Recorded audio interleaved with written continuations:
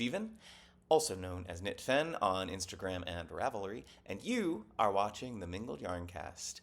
Welcome. This is the podcast where we talk about knitting and the arts, and mostly knitting, with a little dabbling here and there in some other things. And this is episode 12. Thank you for watching. Today, actually, I want to start with a little bit about the arts, because if you've watched the previous episodes, you know that I was recently involved in a production of Stephen Sondheim's little-known play called The Frogs, which is based on a play by Aristophanes from classical Greece.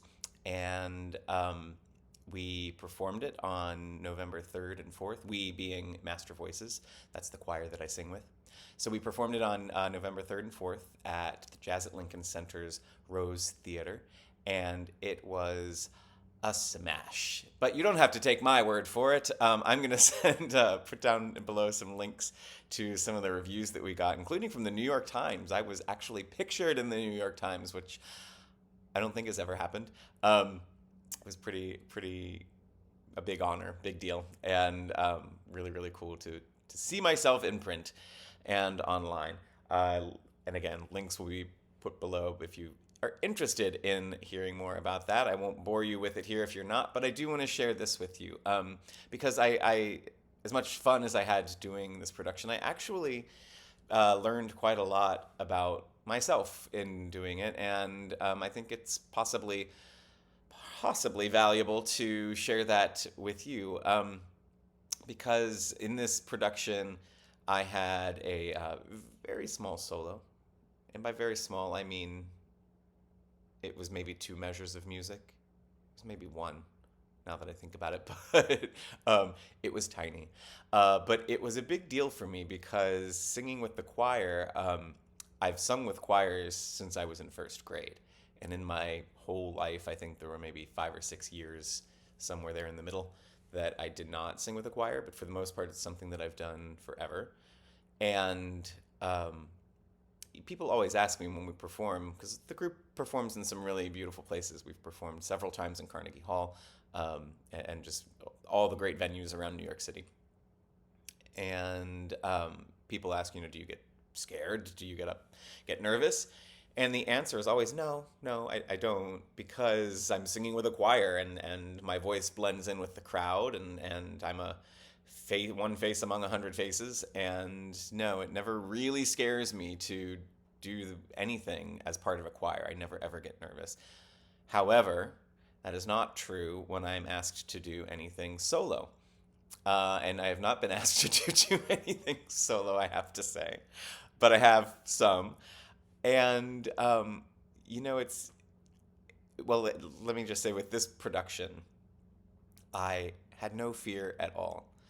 For some reason, this time around, when I was assigned this little solo bit, it was a solo among solos. The song, if you're familiar with the show, is called Parabasis, or It's Only a Play, and they used a small subset of the chorus as a chamber chorus, and we got to have, all of us, these little solo lines. And as soon as I was told that I was going to do that, it was just like, okay, that's fine. I can do that. That's no problem at all. And it wasn't. And it was fun. And I really, really enjoyed it. And so I was left to think about why. In previous years, this kind of thing would terrify me, absolutely terrify me, to stand out and be seen by myself and to sing. And it goes way back, throughout my whole life. If I was playing a role in a play and singing a song, I could do that because I was a character and not myself.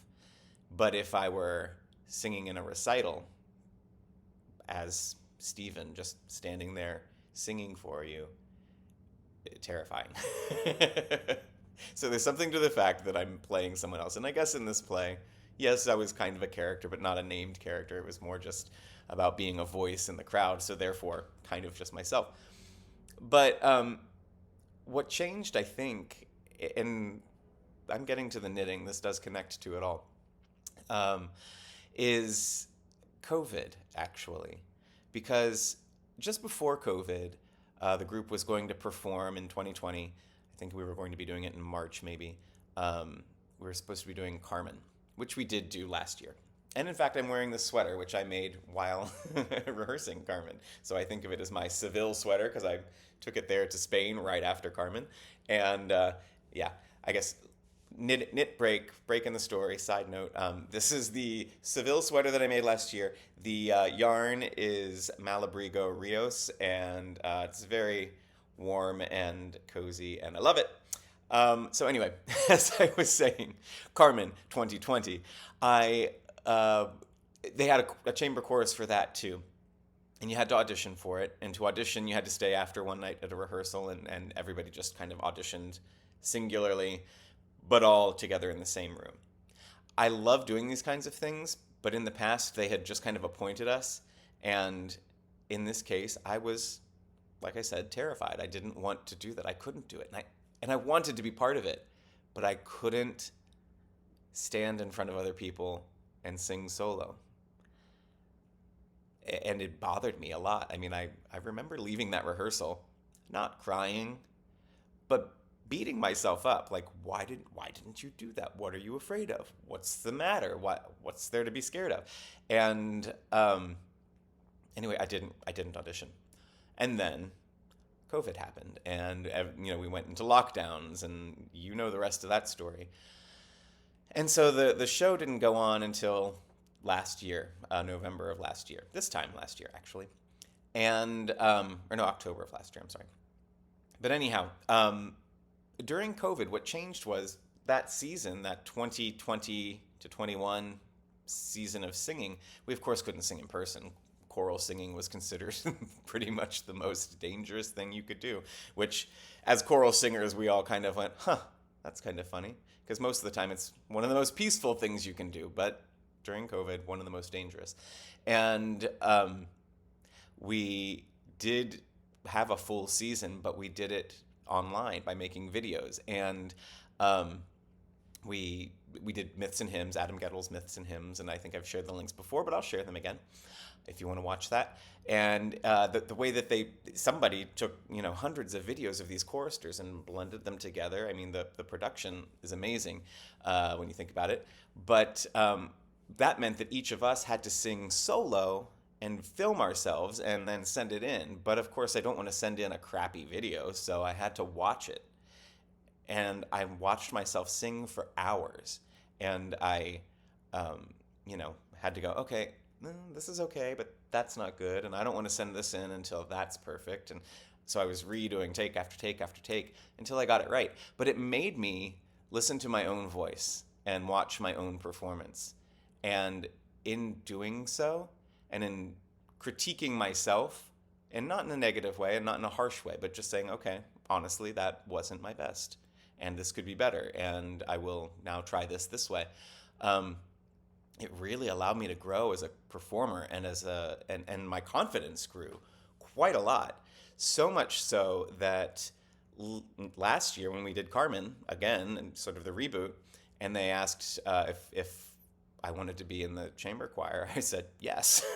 And so I was. And it was, I don't know, just to bookend that experience where I remember being terrified to now, this year, where I was given a solo and sang it confidently. And I mean, I'm not going to say that people left the theater humming the one measure that I sang, but it was an important part of the whole, like a stitch in any piece of work that you are working on.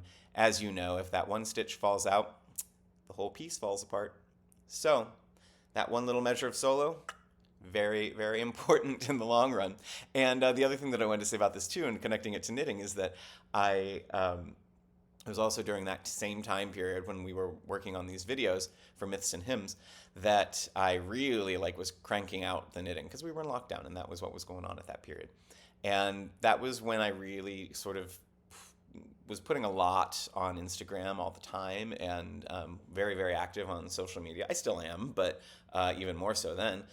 And it's that in and of itself was also a way of putting myself out there in a way that I hadn't done before. And, in one sense, I don't know how you feel about it, but sharing your knitwear with the world doesn't feel the same, I don't know, I don't feel the same fear about that as I did about singing, but nonetheless, just, constantly creating, constantly putting it out there, allowing people to see it, allowing people to, praise or critique or what have you.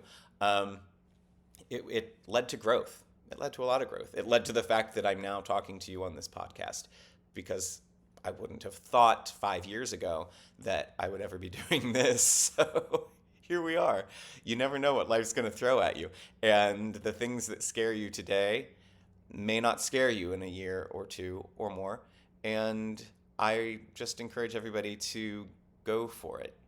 If you are involved in any kind of art or creation that, you love it, you're passionate about it, but you feel a little timid, just don't, I have experienced some people saying negative things in comments here and on Instagram, but they're, by far the minority. That is not what most people do. Most people are very, very eager to shower love on you when you put yourself out there.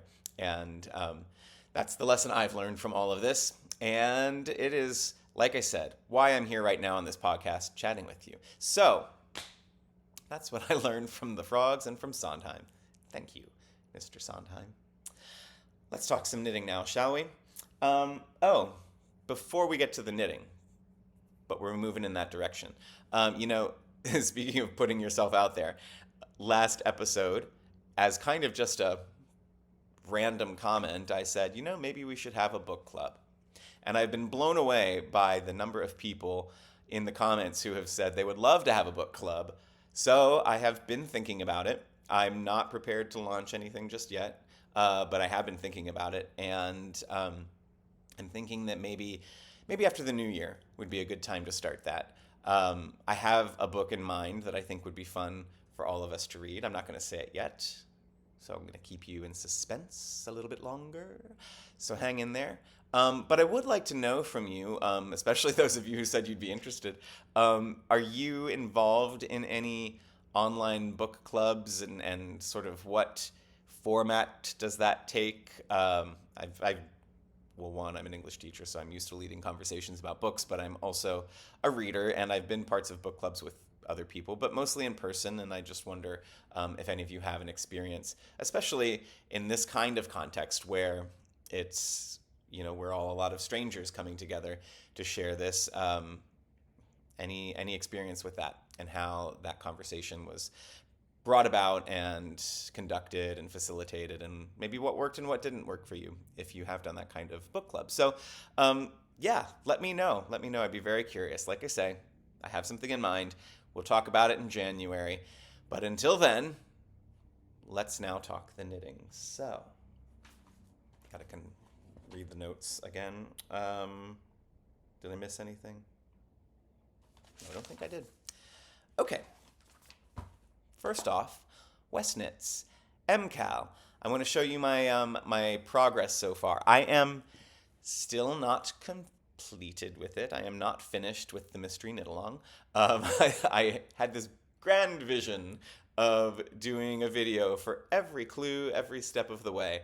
And I did one after clue 1, and this is kind of my next follow-up. I have completed the first 3 clues, and I've put it down just for a moment so that I could work on some Christmas knitting, because it is, after all, November, and this coming week is Thanksgiving, and time is flying by. So, I'm up to clue 3. I'm up to the point where the border of dip stitches, I think they are called. I haven't read the pattern yet. But the dip stitches where those are added. And it looks like a lot of picking up of stitches and a whole lot of intense focus, which I'm eager to do when I'm in the mood to do that. But not right now because, like I said, Christmas knitting. But let me show you what I've got so far, shall we? So here we go. Let me scoot back here. There it is. So, as I've said in the previous episodes, this is done in Stephen West's West Wool Bicycle. And 4 colors. And the border will be, I believe, along the bottom. If it were there right now, it would be following along the bottom of where it is now. But I do love this. This is such a brilliant design. I mean, just the psychedelic kind of look and feel of the optics of it, the way the colors pulsate out from the center and then keep pulsating it to different wavelengths, really, as it goes from one section to the other. So let me show you the sections. I mentioned this the last time in section 2 that I would be doing the mohair dare. And here's how that turned out. So this is a hard thing to show. Here's the center. Here is section 2. So these garter ridges that are intersected with these little lacy stockinette holes. And I don't know how well you can see it, but I do think you can tell that it doesn't look anymore like it's a 4-color repeat. There's something different there. So where you see different, that's the mohair that was added in.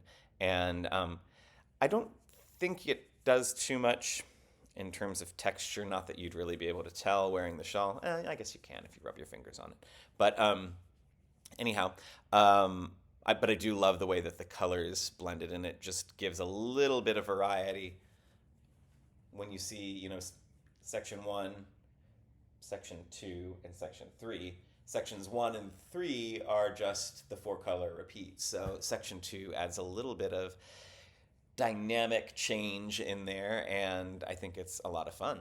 So yeah, that was a fun ride. And then this is the section 3. So I love the look and feel of this. The way that, well, first of all, from a distance, do you see how it looks just very wavy, right? Sorry, I shouldn't cover my mouth up. It looks very wavy. And the overlapping shell nature of the shape of this, I think, is really, really cool. And again, there's movement. There's just so much movement when I look at it. Your eye goes back and forth, and it just, I don't know, this piece really takes you places. So I love that about it. I love that there's movement this way, vertically, as if the waves are going up and cresting in color from light to dark to light to dark. But then there's movement this way and this way, too, horizontally. And yeah, I mean, it's just brilliant. And it's brilliant when you think about the way it's cheap, because it's so freaking simple. So up close, you can see that these lines, let me see here. Yeah, so it's very difficult when I'm on camera because it's not mirrored, and I keep thinking it is mirrored. So yeah, I gotta think. So anyway, or maybe I should just look at this and not look at the camera. So if I look here and you see where the lines are created, these diagonals are created, I should say, that's all done with slip stitches, slipping 4 stitches. That's what it was, 4. And each color, you change directions with each color in terms of how those slips are going to go. And it's feathery, it's heathery, it's leathery. No, it's not leathery, but I just felt compelled to add another rhyme there. Anyway, it's gorgeous, though. That is what it is. So, it's like a shark fin. Look at that. That's where things stand with this. Now, I do have to say that I was a little upset when I saw the pattern because, hold on, computer was acting up, the screen went blank. So this technique with the slip stitches, very, very cool, very, very innovative, very, very much exactly like what I did with these socks. Remember these socks? These are the ones that I was working on in Burgundy in the summer. Still finishing them up. I haven't finished yet. Well, I finished this one. But if you look here, the diagonals here are created doing the exact same technique. And why did that upset me? Because if I write this up now, after doing the geogradient, everybody's going to say that I was copying. But I wasn't copying. I did this first. I mean, I'm not saying I invented the technique. I did not. But anyway, I'm only 3/4 joking. I'm excited to see that this technique is getting used in all kinds of ways because it's really, really beautiful. And it's funny while you're working it, the slips feel kind of loose, and initially, especially, they don't seem to line up right away. But then, as the thing grows and as time passes, they blend together in a really, really beautiful textured ridge. And so in this case, I just did it as a spiral so that it goes all the way around. But in his, it changes directions section by section. And anyway, it's very cool. It's very cool. And like I said, if I write it up, just don't accuse me of plagiarizing, please, because I didn't. I swear I didn't. Okay, we're not done with Westnitz, though. But we are done with that for the moment. This one has made an appearance a few times, but look at it now. It's done. It's finished. This is the painting Chevrons shawl, which if you do it as a shawl, it has another section to it. This is like 2/3 of what it would be as a shawl, I believe. So it'd be much thicker, wider. But in this case, I wanted it to be a scarf. It's going to be a gift, and the recipient wished for a scarf and not a shawl. So anyway, I'm very, very pleased with it. I still have to block it. This isn't blocked yet, but even unblocked, the lines are sharp. The chevrons are chevrons. The color blends are really, really nice. This was done with Manos del Uruguay, their Fino blend, their Fino yarn, which is a blend of merino and silk. I think it's 70-30, 70 merino, 30 silk. So it's very, very soft and smooth and warm, very, very warm. So it's going to make this winter, well, you're just going to want to go outside this winter when you have a scarf like this because you need an excuse to wear it, right? And it's too hot inside. But the colors, it just adds a whole lot of fun to any outfit, right? Oh my God, see, it's not mirrored. I'm trying to grab this side by grabbing the other side. Ta-da! I think I'll just leave this here until I get way too hot and have to take it off. But anyway, I started this last year when I was with friends and also with my dad at Lake Erie. So it's been something that I picked up and put down a number of times, and it was over a year in the making, but it's finally finished. I very smartly followed Stephen West's suggestion that I do the weave and Stephen at the ends. It's funny saying that because it's my name too. But anyway, the weave and Stephen technique, and that meant that when I got to, actually let me show you,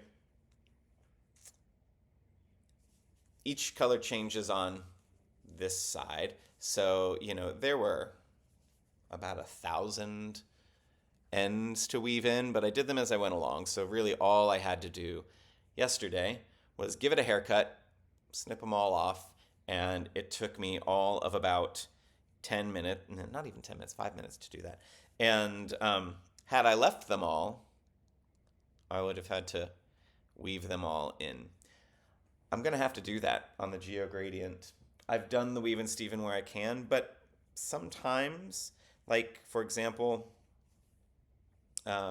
where there are holes or where there are slips and things like that, you're weaving it behind. So if the yarn is in front, then you can't weave the yarn behind in a way that didn't feel like it was going to just leave lots of looseness. Maybe it wouldn't, I don't know, but I I chose not to do that, but it doesn't matter as much anyway because the colors don't change as often as this does, and this was much, much longer, and there's a lot more to, well, just to deal with in terms of ends. But anyway, yeah, that's that. I'm happy it's done.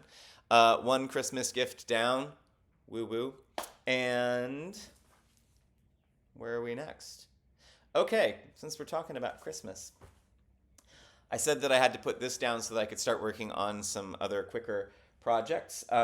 These socks, when they're finished, will probably be a gift, as will this little fella. So I had, ever since Rhinebeck, I had that skein of the qiviut blend from Windy Valley Muskox in my bag, and I was like, oh, I want to go play with that now.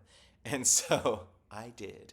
And it's knitting up very quickly and very nicely and very luxuriously. This is such a beautiful yarn. Check that out. In fact, I'm going to take this off just so I can drape this a little bit and you can see I'm probably 2/3 of the way done. So it's going to be a small scarf, but it'll be one that, will be very warm despite its size. And anyway, it's called the Bison lace scarf, and it is designed by, let me make sure I say the name right, Juliano, and she designed it for Windy Valley Muskox, so it's available through their website. And I got to see this. I actually saw this very pattern. Hold it up here. At Rhinebeck, they had this done up as a sample, and so I loved the pattern. I wasn't gonna, spend the money on something like this if I didn't know what to do with it. So I was very grateful that they had so many samples of things to look at. That really helped me out a lot. So yeah, and then they told me what the pattern was and where to find it right on their website, and it was very easy to find. But so this, I'm not going to tell you too much about it right now, or too much more about it, I should say. I've already said a bit. But I'm going to really go in depth with it when I finish it, which should be soon, because in the next episode, I'm going to show you all of the Christmas gifts. You get a sneak peek. I'm not going to say who they're for, so if anybody's watching and they think it might be for them, well, it might be for you. We'll see. You'll see. Anyhow, but I do just want to share that it is lovely. It is so soft, so smooth, so silky. Just, it's gorgeous and fun to work with. Really, really fun to work with. So, yeah. And it fell on the floor and is rolling away. Here we go. That's that. Other Christmas gifts to make. These socks. I recently went to West Village Knit and Needle because I needed a few sock yarns to work with. These are both Malabrigo, the Machita line, and technically they're not labeled as sock yarns, but they're fingering weight, and they are very, very light and lovely. Fingering, they are 100% superwash merino, so I think they'll be fine as socks. But anyhow, a pink and a purple, and I'm going to blend them together, and I'm going to use this to kind of play around with some Fair Isle techniques, because that's what I'm going to be focused on after Christmas. More on that soon. But anyway, yeah, so here they are now. By the next episode, you will see what they become, and I'm looking forward to it. I hope you are too. And again, you could be the recipient of this if you were watching, and we are blood relatives. There's that. If we're not, I apologize in advance for teasing you. Okay. Now, I mentioned in the last episode as well that one of the thrills for me at Rhinebeck and Woolen Folk was getting to meet Eva from the Scottish Yarn Festival and getting to see her yarns. And I put in an order shortly thereafter, and she shipped it right away. It came in, and I cannot wait to get to work with these yarns. They are so great. I want to see if I can hold them up here like a bouquet of flowers for you.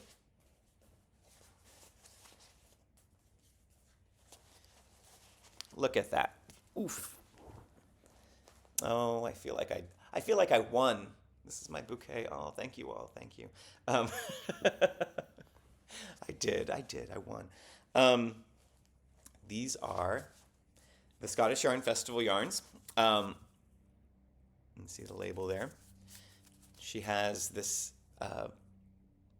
sort of a slogan on each of these: slow grown in Scotland, mill spun in Yorkshire, transformed by you. And I love that. I love that she's worked in sort of just the sense of place with the piece that you are going to make, with the idea that all over the world people are working with these yarns. They come from a specific spot, but they go out to everywhere, and what they become, who knows? That's really exciting. That's the beauty of it, right? So they all of these colors. Again, I'll hold them up like this so you can kind of see them all. There we are. Oh my God. These are going to become a Fair Isle sweater vest, or maybe a sweater if I get going and I feel like I just want to keep going. But I am envisioning, well, I should say, a lot of people have asked, what pattern are you going to follow? So I'm not going to follow a already fully written out pattern. What I'm going to do is I have several books. Let me get them here. Hello. Several books of Fair Isle knitting history and techniques. So the first here is Michael Pearson's Traditional Knitting.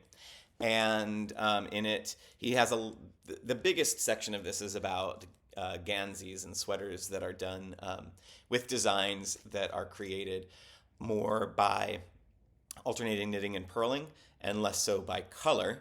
But there is a section that's all about color as well, and some really beautiful things actually. A lot of inspiration and a lot of pattern motifs. So that's what I'm going to do. I'm lying if I say I'm not following a pattern, but I'm not. I'm more so following the different motifs. And in this book, Alice Starmore's Book of Fair Isle Knitting, this is a brilliant thing. She does have, I'll flip through it for you a little bit here. She does have patterns of the traditional sort. You can see the picture and make the thing. Like so. I actually do like this one, and I might make this another time, but not with this yarn. But she also has, what I think is really, really valuable in this book is, technique demonstrations, always important, but where is it? I'm getting there, I swear. Okay. She has pages and pages. It's basically a glossary of different motifs. And what I'm planning to do is sit with this a while, find the ones that really move me, and I'm first going to make a hat, as people have said in different interviews that I've watched with Shetlanders and people from up north, that a hat makes a good swatch since you're working it in the round, but it's smaller, and you can see then how the motifs are going to play out and if the colors work or if they don't. And it's small, so if you take it apart, not a big deal. But yeah, so I'm going to sit with this, come up with the motifs that I like, swatch them, play around with them, see how they turn out. This one, The Art of Fair Isle Knitting, History, Technique, Color, and Patterns, it has less of that kind of work or information. She doesn't have the same collection of motifs, but she does have a great selection of samples and showing you how the colors play together and how to think about color. So this is really useful too. Like so.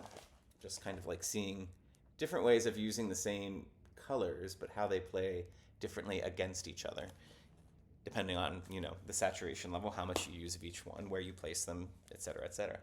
And anyway, that's what I'm going to do with that. So these lovelies, I should honor them more. That was an awful presentation. These lovelies, oh my gosh, I can't hold them all. that is how they are going to become a sweater vest. And I can't wait to get started. If it weren't for the Christmas knitting, I would be there already. But that is not to say that I'm not excited about my Christmas knitting, because I am. People are going to get some really beautiful gifts, and I'm excited to give them. I've always been that kind of Christmas gifter. I get excited about giving the stuff more so than actually getting things. Anyway, that's that. Is that? Oh, so I do want to solicit some advice from you. I have made Fair Isle objects before, gloves and hats and things, but I've never made anything as big as a sweater, and I've never done a project that required steeking, and I've watched enough videos on it to know that that's not something to be terrified about, but I've also not understood all the time the videos as I've watched them. Like, why does this hold together? Why, after I cut through the yarn, does it not fall apart? I do not have a sewing machine, nor would I know how to use one if I had one. That's a skill for another day. But I've seen where people crochet the support or the reinforcement, I guess, of the steek. I've seen that done, and I just wondered if any of you have experience with that. Anything, any warnings, anything not to do? Is it something you can do wrong, and you have horror stories about things unraveling?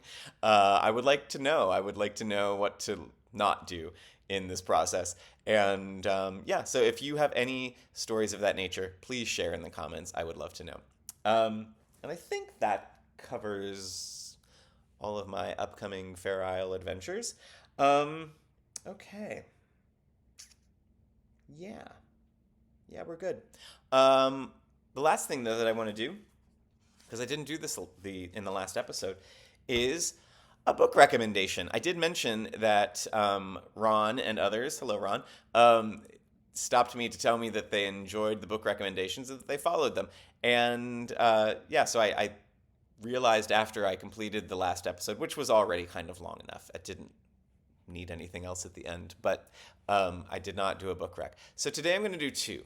One positive, so an actual recommendation, and one negative, an anti-recommendation. I do not recommend that you read this book, but I'm going to tell you about it because it's funny that I'm not recommending it. So as we know, well, maybe you don't know. Maybe this is your first time here, and if so, welcome. But as you may know, I'm a big fan of Shakespeare. I love reading Shakespeare. I love performing Shakespeare. I love watching Shakespeare. I studied for 3 weeks at the Globe Theatre in 2015.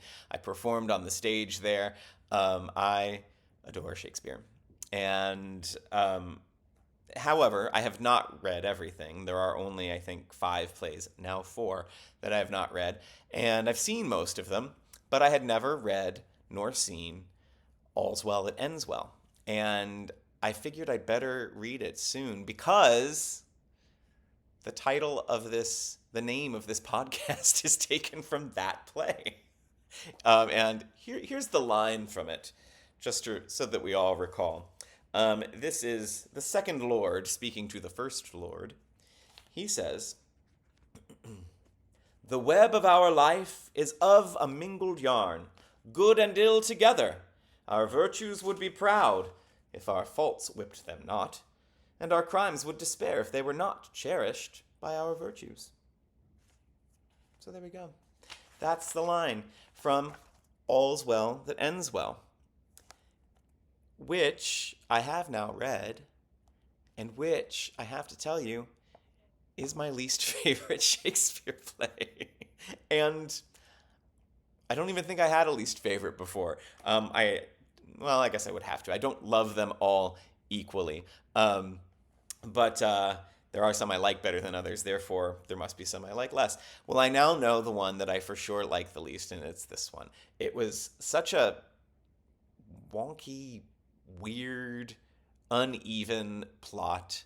The characters were and I don't know. It might be one that I do need to see on stage just to see how it's set up, and things are possibly funnier and more interesting when staged than they were reading. I mean, that definitely happens. So I'm totally open to seeing a production and changing my mind. But as of right now, I have to tell you, not my favorite, but I still love you, Shakespeare. Just this one wasn't for me. So I don't recommend it to you. If you want to read a good Shakespeare, well, I just taught Hamlet again, and as I'm rereading that for the 500th time, I'm still at 46 years old, still finding things in that play that teach me about life in ways that I hadn't thought about it before. So, yeah, that's a brilliant piece of work. If you haven't read it recently, read it again or watch it again. Lots of good videos out there.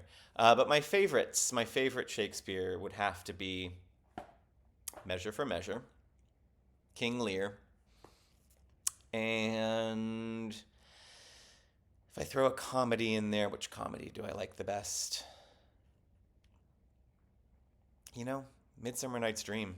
I know that that's the one that probably gets done the most and is the most popular comedy, but it's brilliant. It's really, really good. It was the first one I directed too. I've directed that and Macbeth, and thoroughly enjoyed both experiences. So, oh wait, I lied. Twelfth Night. Twelfth Night's my favorite comedy, bar none. Okay, there you go. Plenty of recommendations for Shakespeare. But the book that I'm going to recommend more formally, is this one. Oh, by the way, this is not the book club book. The book club book that I have in mind is one that is going to be related to knitting, since that is, after all, what brought us all here tonight. So this is not the book club book, but it is called The Club, which is kind of funny. So this I read in 2019, so it's been a few years, but I think about it all the time. I really do think about this book a lot. It is ostensibly, it's about Samuel Johnson. And for many of you, if you are somebody who reads a lot, probably a name you probably know that he wrote the first dictionary in English, or gets credited for that anyway. And, generally witty man about town kind of thing. But this was the first thing that I read that really went much deeper. You could, of course, read his biography by James Boswell, but that's about 1,000,000 pages long. So this is much more doable. It clocks in at how long? Oh, there's a lot of notes. 400 pages. It's about 400 pages. Anyway, the club, though, is the club of people that he brought together. And he, every week at this particular tavern in London, he would bring people in to chat. And it wasn't just the same old group, like the guys meet at the club every week and that's that. There were some people that were, recurring guests. But what he did was he liked to bring in members of different fields, an engineer, a priest, an actor, and people from all walks of life. He would bring them in and have a discussion about a topic. What do you all think about this? And he did that so that everybody could enjoy hearing different perspectives about things. And doesn't that sound revolutionary? It shouldn't. It shouldn't be revolutionary at all. It should be, at this point in life, probably just the way that most of us function, right? Trying to learn from different people and hearing different perspectives, but we don't. And I suppose in Johnson's day, they didn't either. Maybe that's just human nature, but he tried to do something to elevate that a little bit. So he interacted with people in the arts, the sciences, philosophers, all kinds of things. And then his household. When you learn about his household, it's crazy. It's so interesting. I've often thought over the years about writing a play about his household. And I think there's actually one or two that are already written, so I'm not the first person to have this idea. But the characters are so interesting. He opened his doors to a lot of different people, guests who stayed for months, but always interesting guests. And anyway, In the past, I've recommended the book on Montaigne and the art scene in Paris, and so this is kind of in line with that, sort of a literary nonfiction, or nonfiction about literary types of people, and really entertaining, really fun, and can't recommend it enough. Like I said, I think about it a lot. It was a great read. And that, I think, is our show for today. So thank you so much for watching. Please leave comments. I do love reading them. I apologize that I'm not as fast as I could be at responding to them. But more and more, a lot of you are watching and you're leaving comments a lot, and they get backed up. But I do eventually get to all of them, and I do respond. I also don't know if you are notified if I respond. I'm not notified on my phone. I'm sure it's a setting. I'm sure I could change it, but I'm not usually notified if a comment appears. If I go in and check, like into YouTube or into the studio, I can see it, but there's no like buzz the way there is for Instagram or Facebook or other things. So maybe that's a setting I need to look into, but all that is to say that I do appreciate the comments, and I do read them, and I will respond if I haven't already. So just check back and see if I did or didn't. All right, everybody.